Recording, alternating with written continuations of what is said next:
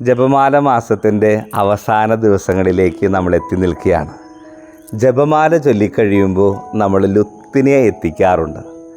ആവർത്തിച്ച് ഉറപ്പായി ചൊല്ലുന്ന പ്രാർത്ഥന, ആവർത്തിച്ച് ഉറപ്പാക്കി ചൊല്ലുന്ന പ്രാർത്ഥന, അങ്ങനെയൊക്കെ ലുത്തിനി എന്ന വാക്കിൻ്റെ അർത്ഥം വരുന്നത്. പരിശുദ്ധ അമ്മയുടെ നിരവധിയായ സ്തുതിഗീതങ്ങളാണ് നമ്മൾ ഉറപ്പിച്ചുറപ്പിച്ച് പ്രാർത്ഥനയായി ചൊല്ലുന്നത്. മനോഹരമാണ് ഓരോ സ്തുതിഗീതങ്ങളും. ഉഷകാല നക്ഷത്രമേ എന്ന് നമ്മൾ ആവർത്തിച്ച് ചൊല്ലാറുണ്ട്. സൂര്യൻ ഉദിക്കുന്നതിന് മുമ്പ് ഏറ്റവും അവസാനം ആകാശത്തിൽ കാണുന്ന നക്ഷത്രമാണ് ഉഷകാല നക്ഷത്രം.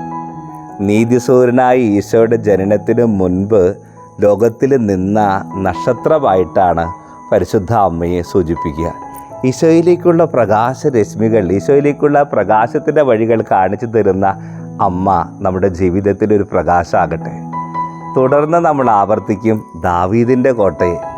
ദാവീദ് രാജാവ് ശത്രുക്കളിൽ നിന്നും തൻ്റെ പ്രജകളെ സംരക്ഷിക്കാൻ വേണ്ടി വലിയൊരു ഗോപുരം പണിത് സംരക്ഷണത്തിൻ്റെ മേഖല ഒരുക്കിയതുപോലെ നമ്മുടെ ആത്മീയ മേഖലകളിലെ വലിയ സംരക്ഷകയാണ് പരിശുദ്ധ അമ്മ.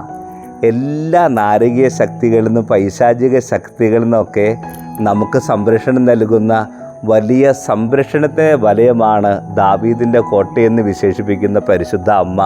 ഞങ്ങളുടെ ജീവിതത്തിലും വലിയ സംരക്ഷണത്തിൻ്റെ കോട്ടയാണ്.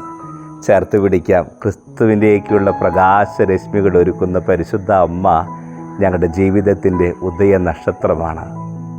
ഞങ്ങളുടെ ജീവിതത്തിൽ എല്ലാ ദിവസവും സംരക്ഷണത്തിൻ്റെ കോട്ടയൊരുക്കുന്ന അമ്മയുടെ പൊൻകാപ്പയിലായിരിക്കട്ടെ ഞങ്ങളുടെ ജീവിതത്തിൻ്റെ വലിയ സംരക്ഷണം ഒരുങ്ങേണ്ടത്. ഈശോ ഈ ജപമാല മാസത്തിൻ്റെ അവസാന ദിവസങ്ങളിൽ ലുത്തിനിയ പ്രാർത്ഥനയിലെ പരിശുദ്ധ അമ്മയുടെ സ്തുതിഗീതങ്ങൾ ഉറപ്പിച്ച് പ്രാർത്ഥിക്കുമ്പോൾ അതിൻ്റെ ആഴങ്ങളും അർത്ഥങ്ങളും ഞങ്ങളുടെ ജീവിതത്തിലേക്ക് ചേർത്ത് വയ്ക്കാൻ ദൈവം പരിശുദ്ധ അമ്മയിലൂടെ നമ്മളെ സമൃദ്ധമായി അനുഗ്രഹിക്കട്ടെ.